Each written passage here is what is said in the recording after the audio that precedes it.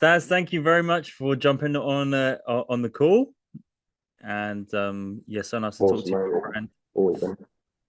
Yeah, I mean, obviously, you and I know each other very well, and Yeah, man. 13, since 13 years old. So no, we've known each other since like 10, 11. Been close since 13, so 20 years yeah, of friendship. For those that don't know, Ben was the cool kid in school. He was also the resident anarchist, always being thrown out, but he was always had a heart of gold and took care of me when a lot of kids didn't. So well, that's very kind. And Staz wasn't always as cool as he is now, although exactly, although he's not always even been remotely cool. Go on. although he's always been as handsome. Thank you, thank you. My mother and father did the work, and being happily married makes you youthful as well. So it's a combination of things. I'll take it. Well, we got loads of stories from school, I'd say. Oh my word! Tell me But about it. yeah, but it's been a kind of also just such a privilege to collaborate professionally in our later life, in our adult life, and Absolutely. yeah, reconnect, and we'll definitely talk about that a little bit. But just for anybody who isn't aware of your work, can you just let us Yeah. know? Yeah, what kind of projects have you been working on, Staz? Where might we know you from? Oh God, where might you know me from sounds heavy as shit. But I've been fortunate enough to do a few things over the last 6 or 7 years. My first kind of notable, I think, break or opportunity was actually a role called Tyrant in Fox, and it was my first. It was a recurring role, or like it was a 2 episode role, a guest star, I guess, in many ways. And I remember being overjoyed, absolutely terrified. So we have this kind of what's the word?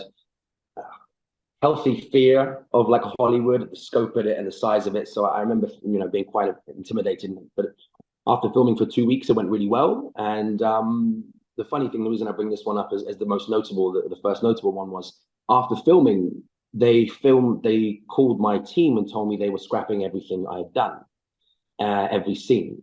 Reason being, partially was I was replacing a character, and they didn't want the character's arc to finish. They liked the storyline they created for him, but the actor had to leave. So they were seeing if they could replace him with a new actor, even though he'd already been established for a season. And understandably, they were like, no, as much as we like him and all these nice words, we don't think it really works for the story. I remember being really kind of as a really polarizing feeling and a kind of a lesson for the nature of the industry. It's not about necessarily how good you are at your job, or it's there's always something bigger going on. There's a lot of things out of your control, basically. But after that, I was lucky enough to be to book a couple other little bits here and there. I did a indie movie in the Caribbean, which was really fun, and then booked Game of Thrones. Now I was very lucky. Again, this was relationship based. I had a really good relationship with Robert Stern, the casting director. I was fortunate enough to have done some auditions with him, and we bonded just as people, I guess. And interestingly enough, again, I remember prepping this, and I did all the things necessary to kind of be as prepared as I felt I could be. I go in there, I'm nervous. I feel like I've absolutely flunked it. Like it's an absolute, just an absolute mess. To the extent where I leave the room and I stand outside the door of the audition, thinking, I'm going to know Robert well. I can just knock and be like, Rob, can we do this again? I really feel terrible about this. The next guy who's auditioning goes in, and I sit there for 10 minutes debating whether to go back in. I did not. But I remember calling my friend who I prepped this with. This is before you and I started working when I was about 23, 24. You and I started working about 26, 27, about 7 years ago. And I was like, look, I did my best, but we didn't get it. And then 2 months later, I get a call. I'd been living on my friend's floor for like 3 to 6 months, and got the call that it was happening, and was fortunate enough to do Game of Thrones. And from there, again, another lesson. I think when I was on this show, I came on season, sorry, 5. And it's a very established show at this point. It's gargantuan. It's the biggest show in the world potentially ever in many ways. It's in terms of its scope or its size, let's say, and its character development for a genre like this, being that it's based on the books. And I did the first season. Thought, okay, this is gonna, I think we as actors, or our representation, sometimes they have these. The biggest lesson I learned, and this is sorry, I have ADHD, so I'll ramble and I'll segue, but we'll come back to the root of it. But the biggest thing I think I've learned is never make any assumptions of what a job or what a project's going to do for you.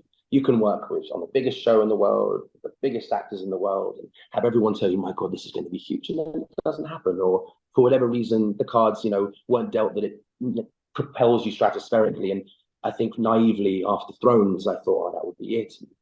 I would, start working quite regularly. But again, I didn't work for 9 or 10 months, audition 30, 40 times a year. The thing that we all have to come to terms with and learn how to handle, which is, the incessant no's. And yeah, I was living in council for a couple of years while on Game of Thrones. I remember finding that hilarious, no judgment to council. I was very happy there. It was a nice little community, to be fair, in many ways. But, it was, again, starkly contrast. I was being invited to these events where, and I was getting sometimes bunking the train, not bunking the train, bunking the train, is it bunking the train? The word I'm using I don't incriminate yourself too much, Staz. It's all right. I'm not You pay the suggesting fares do now. You this, pay the but fines now. it's funny now, right? But I remember, going to these Yeah. places, being given a suit and dressing up all nice, and then not being able to afford a ticket home, and it was a very kind of polarizing, I guess, experience. And then you and I started working together. That's when you and I started working together. I remember, what I've always respected and loved about you is you're a man of the craft. You're passionate about the exploration of truth as opposed to being a great actor. I think you look at it from such a human level, and that's why I think you can access so many great things with actors subjectively and one-on-one, because you understand what people are, and I wouldn't say lacking, but needing or want to express, or how to express it. And coming in when you and I first started working, I remember, I started talking to you again. We'd always kept in touch, but I knew you'd been doing acting for a long while and studied, and I really wanted to get back into not just the basics, but really the nitty gritty script analysis, and really understanding how to dissect a project or a character in order to portray him as truthfully as possible. And it was fantastic, man. And you were looking to try and refine and create, I suppose, your pro prep class and your pro prep technique, and we kind of established this thing, right, where it was like, you essentially, I think for a while it was pro bono. You were developing your style and then developing your class, and I was getting to be the fortunate guinea pig. The project with you was very exciting because it kind of taught me so much. Just because when we started working together, it was so clear to me very quickly that you were a proper an artist, or you had something to express, and so. You were already expressing in your music, and you'd kind of been working as an actor, and then so it was kind of exciting for me to go, oh, okay, well, actually, what I'm doing here is helping someone express themselves in another medium, which is something that I've taken forward with me in my coaching. That I'm, just working to help people express themselves in this medium. 100%. It was very, very You've done it so well, man. exciting kind of project that that ended up being. We did. I remember, getting other people involved just based on word of mouth, just saying, look, this, what I say to everyone is just, you really allowed me to refine my process and, complicate it whilst also simplifying it in many ways, I would say. And that's really, really helped me in terms of breaking down a script, in terms of accessing truth and stuff like that. So I'm eternally grateful for it. And after working together for about 3 to 6 months, I booked my first series regular. So moving back into that, which was Supergirl on the CW. And, Supergirl was a really interesting one. I remember in my naive, completely uneducated state as a young adult before falling into acting, kind of seeing CW as a bit lowbrow. Because sometimes the performance is a little illustrated, the writing caters to a certain kind of demographic, a certain kind of, and at times, that I guess I turn my nose up at it, and stupidly so. I would never do that now, and it was I'm glad I changed that perspective, because to be a working actor is to be a fortunate actor, and I look at countless super talented individuals who either haven't had the representation or the opportunity or the whatever you want, the luck. Working on that material with you, because that kind of stuff is almost Shakespearean in some ways. It's kind of elevated. It's elevated. Well, he's got those big bits of text where you have to remind the audience about what happened last week, and a lot of expositional text. I remember saying I'm an investigative journalist about 7 times a season, 8 times a season, just to really Yeah, just yeah. hit home what I was doing. And but what it really did, you know, going into what you just said, what it Look really at the did actors you teach. worked with on that show as Oh well. my, and this is the thing, like we had David Harewood, David OBE or Harewood. I CB, mean, fucking legend, first person to play eh, Othello that was black, first person to play Black Othello in the UK, also just a mm, legend. I mean, the yeah, Blood Diamond, you know, many other movies, and a fantastic actor who I yeah, learned a lot from on the set. We had, you know, Melissa Benoist, who's a fantastic actor, for, you know, tons of really, really fantastic actors.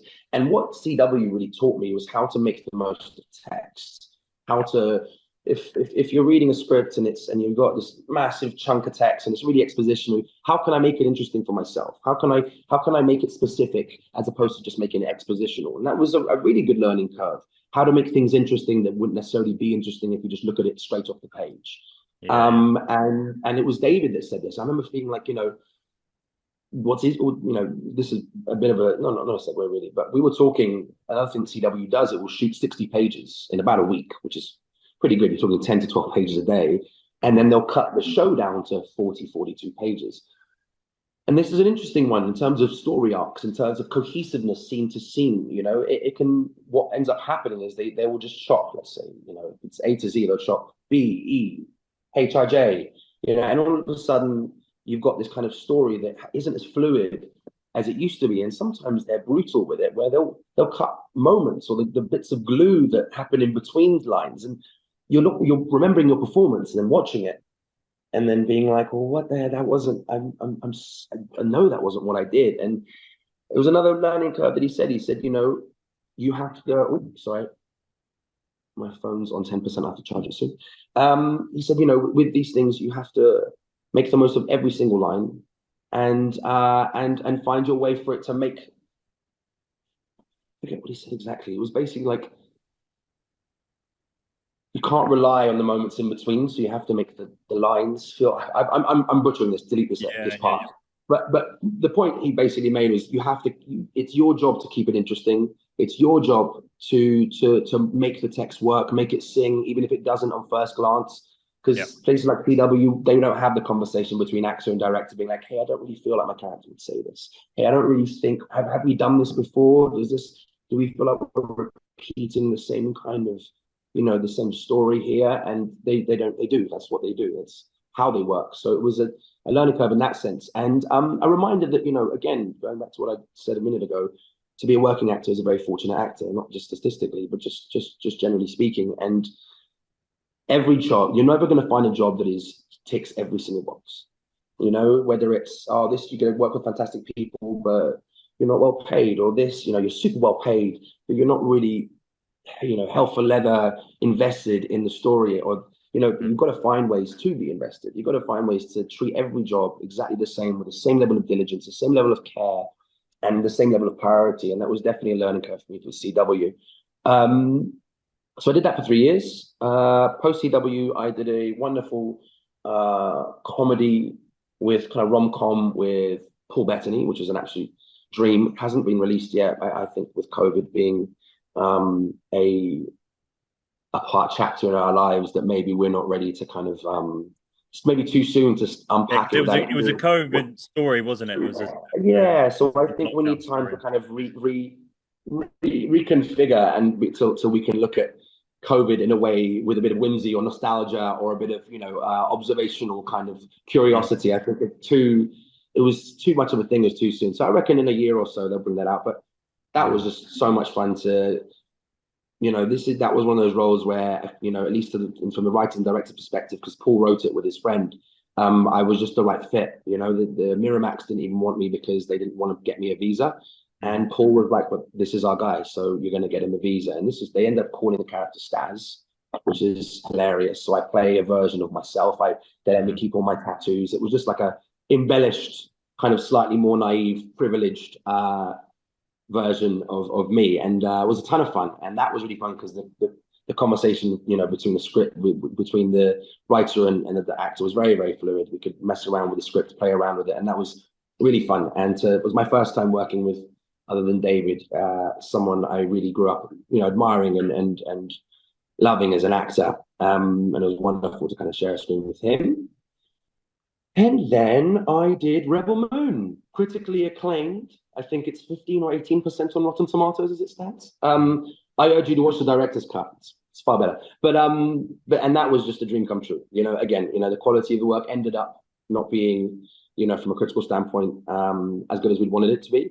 But in terms of, for me, it was my first time doing a Hollywood blockbuster, first time doing a lead, on a Hollywood blockbuster as opposed to like an indie feature with Paul. And that was a real dream come true moment in many ways. I lived in Hollywood and could see the Hollywood sign from my house. I was falling in love with my now wife at the time. And my brother, who was a phenomenal composer, was coming out. And, it was really like the dream come true, working, thriving, being surrounded by the people you love and rubbing shoulders with people again. I really grew up watching. I mean, Charlie Hunnam, for example, Anthony Hopkins. I can say I worked in him, but not really. He wasn't on set. He did ADR, so it counts. Dishmon Hunsu as well. Diamond, yeah, Diamond as Oh, well. yeah, exactly. Thank you. Diamond's my guy, man. I used to annoy the hell out of him, but he'd call me Bad Boy Stazzy because I have a lot of energy, and he's like a stoic 60-year-old. But we also, when he was tired, he relied on me when he was tired for energy, so he needed me too. I can say that because I said that to his face. But that was a dream come true. It really was working on that scale, working with people like that. It was a real pinch me moment. It was the first time I got a billboard on Hollywood Boulevard. Those all those cliches, and then this is the point of all this as well. It gets absolutely trashed by the press, and it's just like, I mean, diabolically so. Snyder's always been divisive. Everyone knows that Snyder is kind of divisive when it comes to his projects, but this was epically so, and that was a real learning curve for me. I think how to handle expectation versus reality, and also something my wife actually said recently that applies to this and applies to the show I just did, Verdi.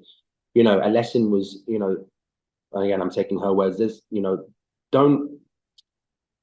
There's something pure about the moment, how you feel about a project before anyone sees it, before it's been tarnished by opinion, social opinions, critics, whatever. And at that point, it's yours and it's special and it's beautiful. And then it's good to enjoy that, because after that you get tainted. And I look at the creation of it really fondly, the moments leading up to it, and just because it didn't do well, it doesn't take away from the experience. It doesn't take away from how proud I should feel. I try to feel about projects. There's a purity to that moment beforehand, and it was really, really special. That was really, really special for me. And then you've just shot also the Yes. lead on a new BBC series as well. So yes, you and I, thanks to you, I managed to pull that off, and thanks to my wife again, I managed to pull this fucker off. But essentially, I was fortunate enough again to get my first lead in, number one on a BBC drama, which is instantly intimidating. I think partially because you're doing six 1-hour episodes, so it's 330 pages of text. And I had 9 or 10 days to prep it. The original lead backed out, and the director had watched me in something and wanted to give me a shot. The BBC had no idea who I was. England is very incestuous isn't the word, cult-like in many ways with its projects. You know what I mean? Like the BBC, ITV, the British programming has its actors. It knows who it knows. They know who they don't really busy themselves necessarily with American actors so much. So just because I've worked a little bit in America, it means nothing to them.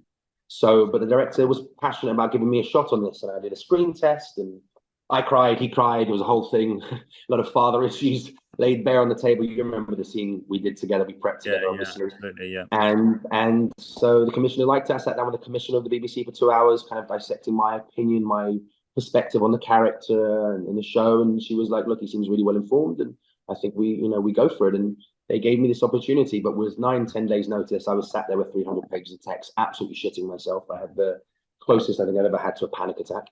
Because it was overwhelming. It's all, whether it is or not, I don't know, but it feels like it's all on you in those when you're taking on something like that. And I want to respect the text. I want to respect the body of work they're giving me. And 9-10 days is scary for any project, whether you're the leads, whether it's 20 pages, 50 pages, But you and I just started getting into it, and we worked, 2 to 3 hours a day for the first 10 days. And then I'd sit there for 7, 8 hours a day trying to build the Bible, break it all down, It's no joke, isn't build a it? When you get relationship.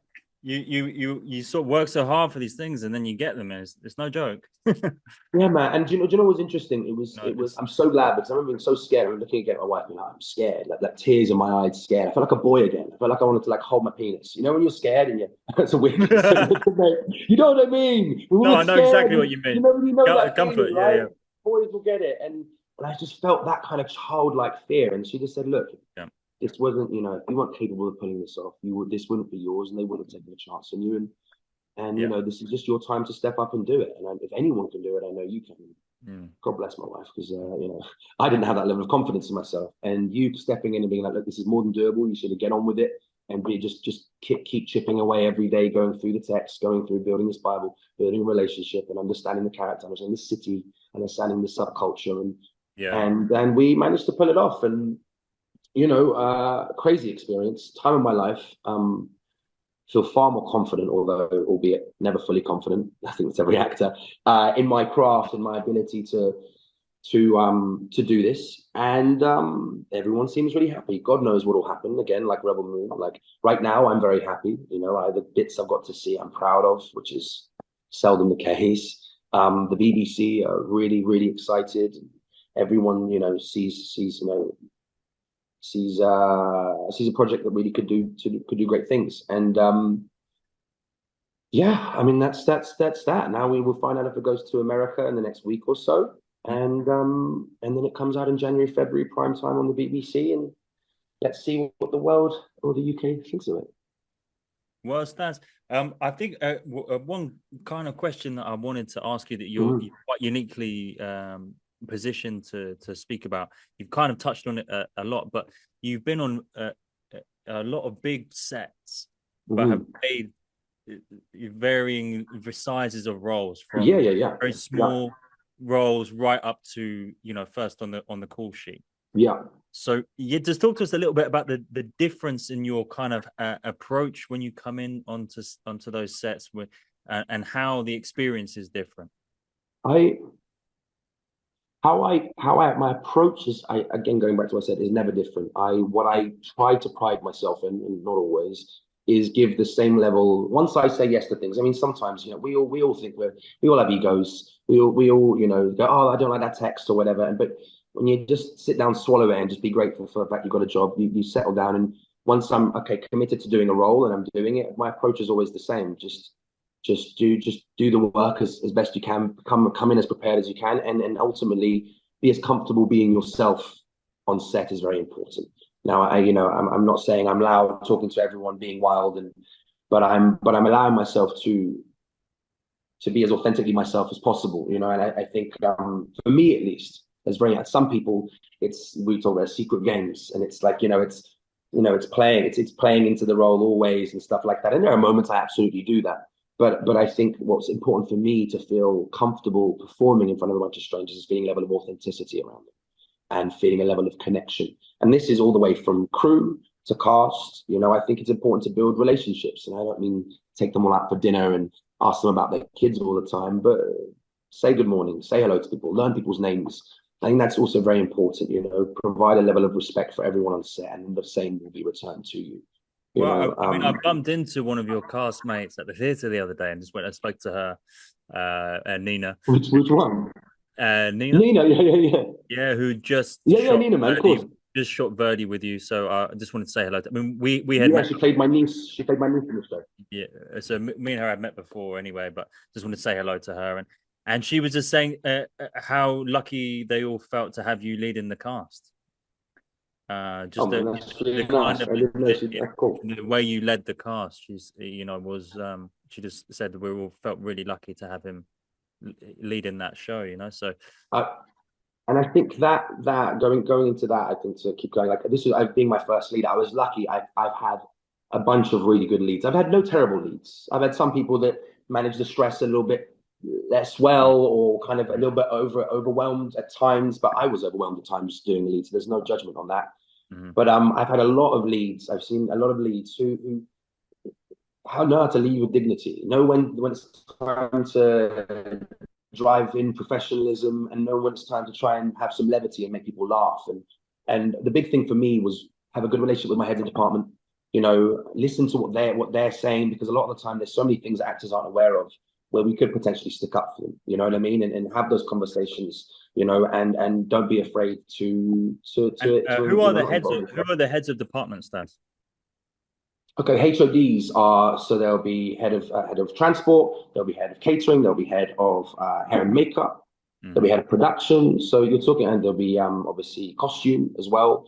There'll be a few more, but you know these are the people that are running their crews. You know, so running their different departments, and you know these are the guys who are getting there before you, who are leaving after you. These are the people who are prepping for 10 weeks beforehand while you're prepping, learning your scenes and understanding your character. These guys are going on location, going around every year, buying all this stuff and bringing what we do to life. Otherwise, it's just a performance with, so I think that's very important to do that and support each other, man. You know, I think the industry sometimes has forgotten what artistry is really about, which is, and I was at Tribeca in Lisbon a couple of days ago, and people were talking about this collaboration. You know, art should feel collaborative, and it's important to find ways to collaborate with all, not just the actors, but the director and the writers, and you know, and the people in in hair and makeup, and because that's when it gets enjoyable, that's when it gets fun, that's when the pressure comes off, because everyone's together just trying to make something cool or make something real, or and so yeah, it was that. Well, Sorry, you asked a question about like how is it different on time to scope. It can yeah. be different. I think your first time on a big set, it can be very intimidating. I remember my first time on Thrones. It was like 300 supporting artists. Mm. I was basically Dothraki, and I was basically pillaging and slave driving. So I had like 300 slaves I was bringing back to my Khal. And It was my first scene. I was absolutely terrified. And it was my first scene with Amelia Clark. And I was like, okay, you've done 5 seasons together. She's like number 5. So I was like, but it's all good. It's all good. And she was very down to earth, very chill, made me feel very comfortable, which I think is very important as a lead, making everyone feel very comfortable. And she definitely did that for me. And Chuku, who I think you know, who did that scene with me as well. We'd worked together for years in events and in bars, and then to get Game of Thrones together was very cool. But I'm doing this scene. I'm about to start, and it's meant to start me whipping Khaleesi and 300 people, like I said, 400, like 100 crews. There's 500 people watching this moment. And all of a sudden they go, oh, by the way, you're whipping with your right hand. Now I'm left-handed. And I don't know if anyone's ever tried throwing a ball or doing anything sporty with their non-dominant hand. Nothing looks less heroic than you trying to do that with. Yeah. So here I am, all of a sudden, just shitting a brick, like absolutely terrified, being like, this is going to look terrible. It's the first moment of my character. And I'm going to, I'm going to, I'm not even going to say what I'm going to look like, but so I'd come up to the prop specialist. I'm like, hey, armory specialist, and I was like, hey, I'm left-handed. And she just went, ooh. I was like, no, because it's set up the shot for 4 hours, so they're not going to move the shot. They can't. Yeah, they can't move the It's on a camera. raking. There's a raking shot on a fucking cherry pick. They built, a 300-meter track for the camera. There's a cherry picker with a camera. There's no way they're going to change it for the sake of my little left arm and me worrying about how I look. Yeah. So I'm. She's like, why don't we go train the right hand? I was like, great. She didn't take me anywhere. She stands me in front of the 400, the 300 cast members, and then supporting artists, the crew, and I'm sitting here trying to make this look as manly as possible. She's like, no, no. I was like, I know. I'm just tell me when it starts looking good. And for 5, 10 minutes, and she's like, there. So we just repeated that. I was like, right, let's shoot. He pulled it off, looked all right, but that was, and then I had the dialogue. So the whole time I'm waiting, I'm already overwhelmed by the fact of the size of the set and everything. Mm-hmm. And the reminder, I guess, that the lesson was nowadays I'd laugh and not take it seriously. I just, we've got to take some of the gravitas out of it, because for my character, there's no gravity to this. This is another day in his life, and he's just doing what he's doing, bringing back potential women and men and slaves. And it's like, from the personal level of letting yourself have a good time, and usually from the perspective of the character, it doesn't serve Well, your yourself. character really grew as well throughout the series as you were in. I mean, you were so clear that you had done well with your part, and that Thanks, man. they wrote you in more and more because you Yeah, because I was a fictitious larger part. scenes, more dialogue. They wanted you in all of the time. It was clear that Yeah, man, and show was it loving your was work. again, it was I had a lot of fun. This is again just before we started working together, but first I had a lot of fun, man. I think I used Chekhov's method of like energy centers and understanding. Like Mm, he would look at like animals and stuff like that. It's what Brando did with the bulldog for the Godfather. I just mhm, watched gorillas because the Dothraki are meant to be like apex predators. Essentially, they are mhm, they are born into war and bloodlust.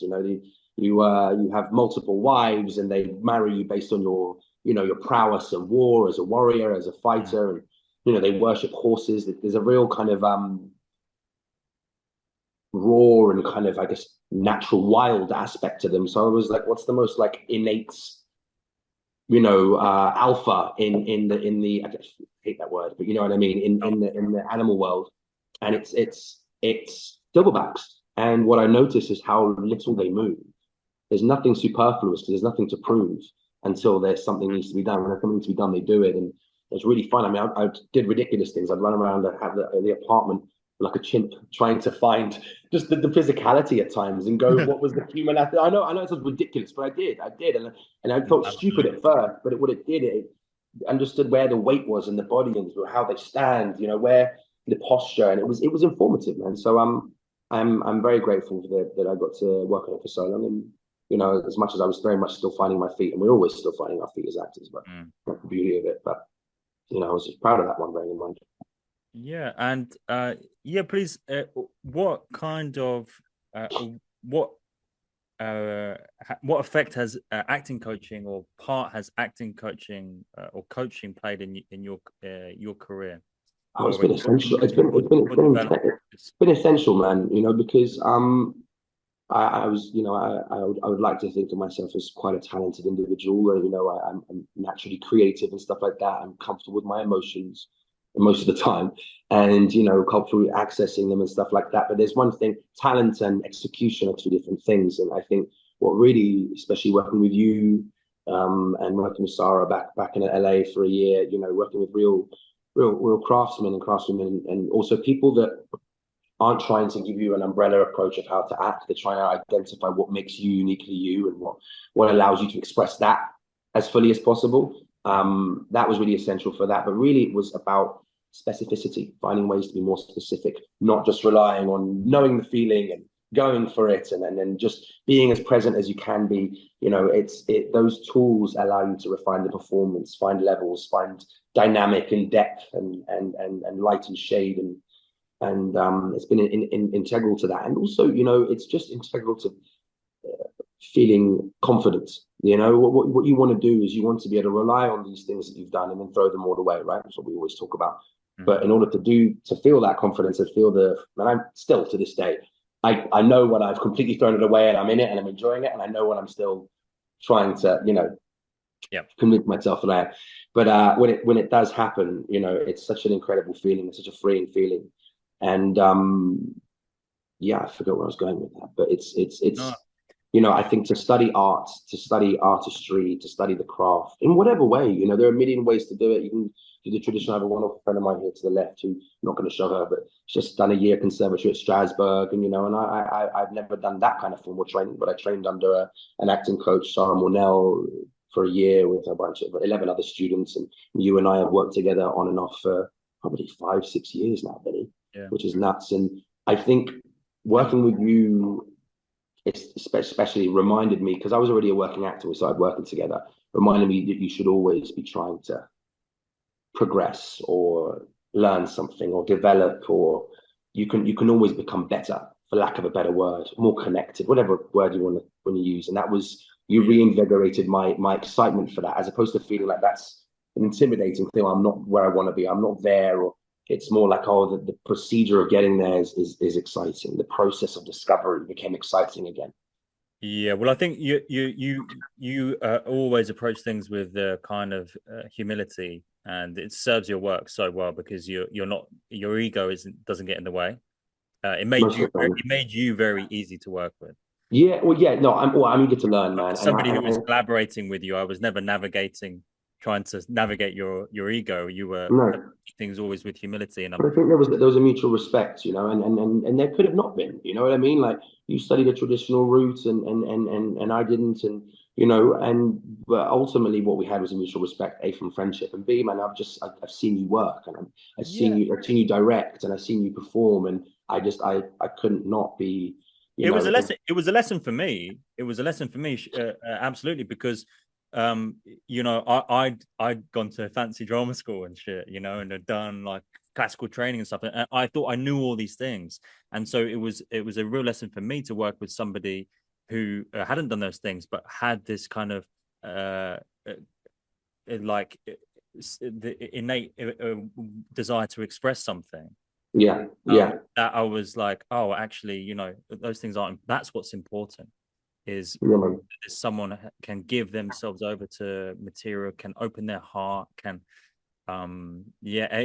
those things are what's important, and the kind of bits of craft are only there to enable. Sort of that. Yeah, Yeah, exactly, yeah. exactly, I mean, exactly. it baffles me to this It day. was a lesson from me, Christian actually. Bale is not formally trained. He was a child actor, and Yeah, he yeah, goes, and and he says to himself, he goes, "I have severe imposter syndrome, and I'm the reason I think I work well because I'm terrified still that someone's going to tell me I'm no good and I shouldn't be here, and so I work 10 times harder than anyone else. And I don't know if I work 10 times harder than other people, but I know when an opportunity comes my way, I work very hard, and thank you, man. That means a lot to me. Well, and one other thing I wanted to ask you about that is the question for that all actors want to know. Just what tips do you have for auditioning and self taping? I know in particular also the lady you mentioned earlier, Sarah Mornell, Mm-hmm. who you worked over in America. Mm-hmm. Like I mean, I'm a huge fan of her work. I'm just such a She's fantastic, man. I studied uh, under her tutelage for a yeah, year and a half, and she was very what she was great at was translating a good audition into a job. And again, like yourself, accessing it, being comfortable accessing the things that make you uniquely you, and finding the ways to put where necessary, where appropriate into the character. Because she used to say, no, the most unique thing you can do is play yourself. You know what I mean? Like, I mean, in terms of there's no one like me, there's no one like you, there's no one like any. And if you can access some of those truths or those mannerisms and find ways to appropriately put them in comfortably, and not only will it feel natural to you, but it will give these little tastes. And she was fantastic at audition prep. And you know, what what advice I give to an audition? Enjoy it. It's the most important thing is being comfortable when you're doing the audition.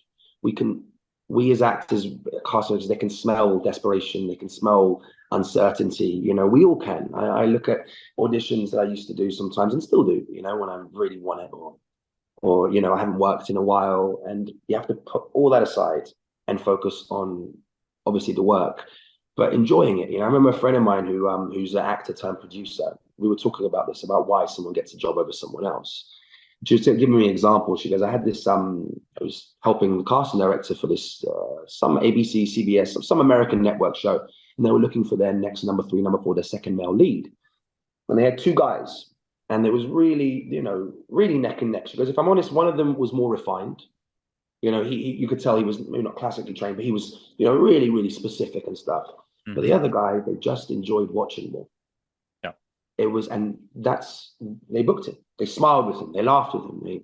yeah, They related. They connected, and that's find ways to connect to the audience, to the person watching when you're doing auditions. It's and enjoy it. Have fun, even if it's a emotional scene. Find ways to enjoy that.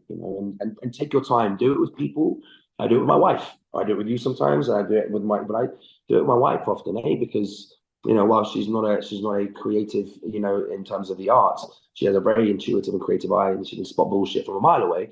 But yeah. mainly, again, because there's no one I'm closer to or more comfortable with than my wife, and find people that are willing and patient to let you take your time. Never Like work with your someone. readers for self tapes. Yeah, Yeah, man. yeah, Never work with someone that makes you feel like you're on a time constraint.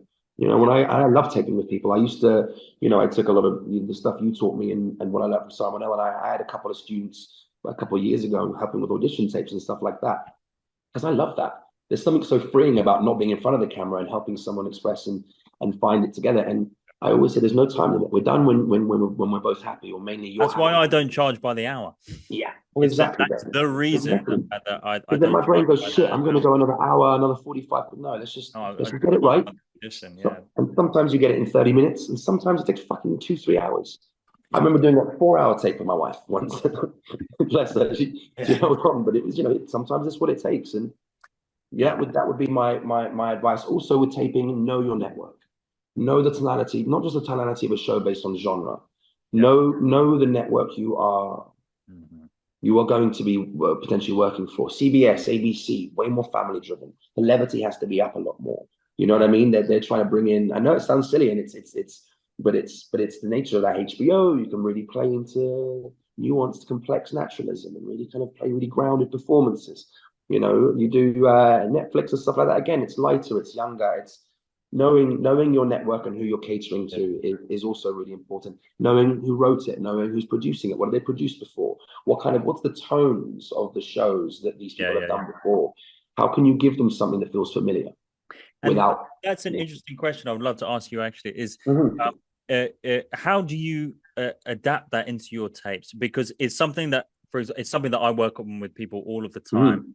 It's something, for example, in your tape for Rebel Moon, which is one of the best self tapes I've ever seen. Thanks, man. And bizarre for Because something like Rebel Moon, right? Which is like it a was superhero well, show. the performance you gave in your tape it's almost it's almost what we saw in the film, Yeah, yeah, yeah, you yeah. know. Close to, and yeah. and uh, anybody who's watched your tape Mhm. or that thing, the feeling it gives you is that I'm already watching the movie. You Right. understood. I felt like, oh my god, I can just see the film already. Yeah. Thanks, And man.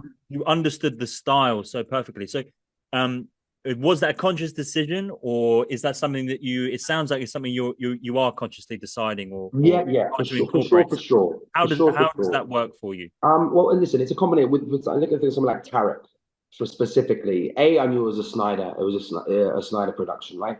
Snyder loves stoicism. He loves, as much as he has these large kind of like stories, he sometimes has these kind of more intimate kind of performances, even though it's set in this really high stakes, really elevated kind of otherworldly kind of storylines or concepts or context. Mm. And I also that there was the conscious choice was I saw this man who's like a topless barbarian kind of man. I was like, to play him large Mm-hmm. would be too on the nose, at least for me. So and to think about his story, it was understanding the story more than. And this is a man who has been skirting on the edges of the universe for 10 years, sans family, sans everything. He's lost everything. And he's Mm-hmm. had to kind of rebuild himself. And there's a stillness and there's a quietness to people like that. There's a loneliness to people like that. And that's what kind of gave me this idea to play him very still, very introverted and more human and flawed than heroic. Yeah, I always remember this when we kind of had a little look at that audition. Was the your moment when you speak to this creature, and there was this thing about your own personal connection When you're to speaking to yourself, what this is so uh, I think this with is the what dogs. that's the. Remember the dog stats? Yeah, of You, course. you Well, know, like my relationship with like it was I used to train and take care of pit bulls who were either on what do you call it? I was going to say suicide watch. Jesus, my brain. Who were on the euthanasia list and stuff like that. Try to rehome them, try to retrain them so they uh, get a forever home. And so I kind of looked at that relationship and the peace and the love and the patience you have to have with creatures like that who are afraid. And also I recognize that he was and really then talking to because himself. in the scene, Staz has to tame this dragon, kind of Yeah, a dragon-like large bird creature, like griffin like a creature. griffin-like creature, isn't it? Yeah, exactly. But I realized the conversation was as much a projection to himself than it was to the creature. And I said that Yeah. to Zach in the final audition. He was like, exactly right. Mm-hmm. This is really him having a conversation with himself and freeing himself Yeah. and starting afresh and breaking the proverbial shackles that he has felt over the last 10 years and the guilt he's carried with him. And yeah, man, that was really fun again. And the reason I think I booked that was because I didn't go, oh, this is Zack Snyder. This is all this. I was like, who is this person? And how can I connect? What we really want as spectators to connect. Mm. That's really all we're looking for. I want to understand that feeling, I or I tell you want to one thing challenge I that thought feeling. about your tape for that though Mm. was that it felt like a movie because you took your time in Yeah. the movies.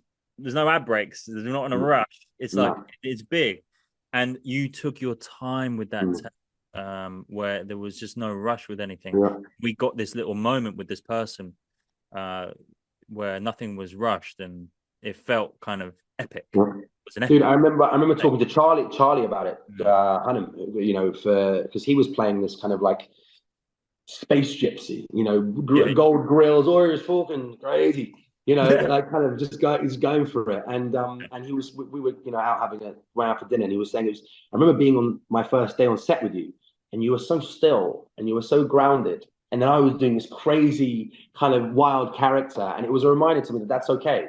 This is your role is to play this person. It's a great choice. And mm, my role, I don't have to try to cater to your cadence, your level where you're sitting. We can all be different, mm, that's true. That was an opportunity for stillness, an opportunity for quiet, and it was really fun to internalize all these feelings and that I feel naturally and let mm. them live on the inside versus constantly be expressed outwardly like Staz lives all the time. And yeah, well, thank you very much. My pleasure, man. Yeah, My pleasure. sharing Always a pleasure. just Thank only you. a small part of your journey, really. But also, I think we'll talk about the bursary that Yes, please. I'd love to.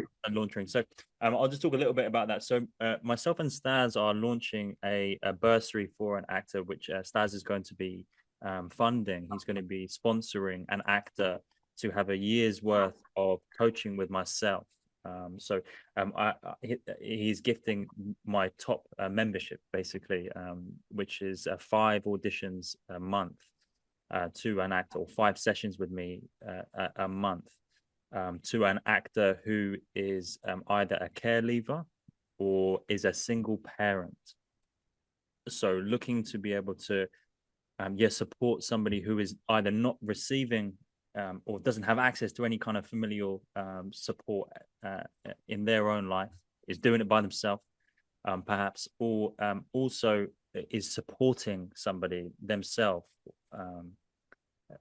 by themselves through acting, or trying to also pursue their dream while supporting somebody.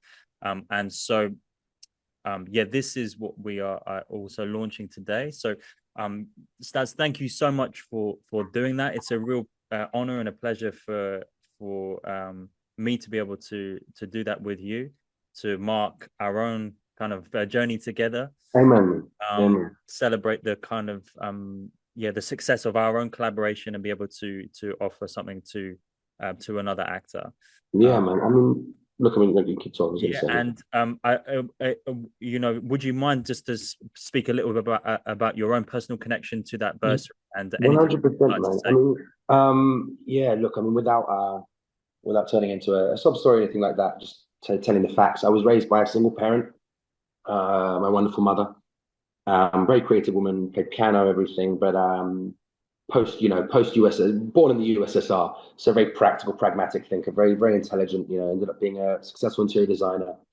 All these things, and sadly, at around 13, 14, my mother started falling ill with mental health, some levels of depression, bits like this, and I left school at 15. It was 15, yeah, 15, to take care of my mother. And she was just single parent. We had no one really in the UK familially. I don't know if that's a word, but Mm-hmm. family wise. And so it was just her and I. And I was always creative. I went to drama school as a kid. I used to write songs on the piano. And expression was for me a form of survival, really. And when my mum was at her worst, listening to music and putting on a movie, putting on my headphones and dialing into a story was my opportunity, a respite from what was going on in my world. And again, no judgment to my mother. She did her absolute best, and she's an incredible woman. But sadly, the cards she was dealt med, she got pretty unwell. And at 16, she went back to Russia, and I was alone in the UK. Couch surfing at times, staying with friends, and I was very fortunate at about 16, 17, to sign to an indie label in the band as a singer, as a writer. It was a boy band for a period of time, but the point of this was I was very fortunate enough at that time to have people believe in me, invest in me, give me the opportunity to hone my craft and express myself free of worrying about where my food's coming in, putting a roof over my head, and which are all very normal experiences. But when you're doing it alone, it can be quite scary.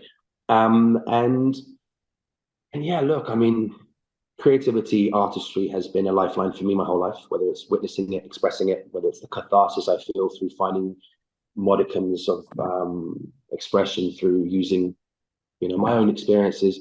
And I wouldn't have gotten here, whatever here is, without the help of people who believed in me, of people who just wanted to help for the right reasons or saw something in me, whatever the reason was.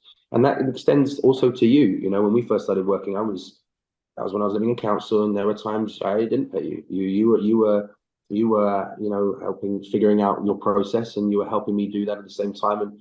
And I truly believe I'm only here at the thanks to some people who took a chance and allowed me to explore that. So to do this bursary is just an opportunity to do the same for someone else. And to me, Yep. there's nothing more exciting and nothing more cool than the chance at helping someone do the same thing and express, their talent, and someone who has experienced a similar kind of hardship to me, which ultimately creates a similar kind of strength, I'm sure. And what a cool thing for people in these situations to be able to use all these. That's what's beautiful about our job. We can transmute what we've experienced. And I say with my wife a lot, when I get to use some tough times in my life for my art, it reframes them in a way. All of a sudden they're not Yeah, as yeah. traumatic. They're this beautiful, what's the word? Beautiful melting, not melting pot, beautiful sauce, I guess, for me to use. And all of a sudden it's not just ugly and scary and sad. It's kind of beautiful what it does. And Yeah. I was so grateful to these singers, these actors, indirectly, not knowing then, for what they were doing. And my hope is my work one day will do the same and help someone, whether it's escape or connect or relate or, in the same way. So to extend that onto someone else, and hopefully in the future more and more, Mm. we'll find more and more students. But for now, it's just such a pleasure and honor to start with one, and I look forward to seeing Yeah, who we absolutely. or you think is right for it. Well, thank you very much. I mean, it's a real privilege for me to be able to offer some positive impact with my work, which is always what I'm Amen. looking to be doing, and to make um an impact to an actor's life. So, uh, if you are an actor who is either a care leaver or is a single parent, you can apply for this bursary. It will get you. It basically means you can come and shoot all of your auditions with me for a year. Yeah, if there's six Uh, a month and he doesn't come, if he doesn't let you come to him, you tell me and I'll make sure he gives you that sixth session a well, month. it's like, for example, you have 5 sessions a month that can also be audition prep. You could prep and Yeah, shoot tape with me. That's great. yeah, you can do things like this. I'm here at my studio, and you will also have free membership to my group classes, and we'll have group classes there for you. But it is a total audition support for a year, and yeah, hopefully that will make a difference to your career. That is the aim. To apply, there is a link in the bio. Please just go to OnAction London Instagram. Go to our link in the bio, and there is a form on there to fill in. Please just complete that form, and then we will consider all applicants and be in contact, and we'll be announcing the receiver of the Staz NAIR bursary for this year later in the month. So yeah, I think that's all that really needs to be said. All right. Staz, thank you so much. It's So a pleasure lovely to to see chat you, to you, my man. friend, all Yeah, over man. the world, and yeah, thank you very Good much. luck, man. Thank you, my dude.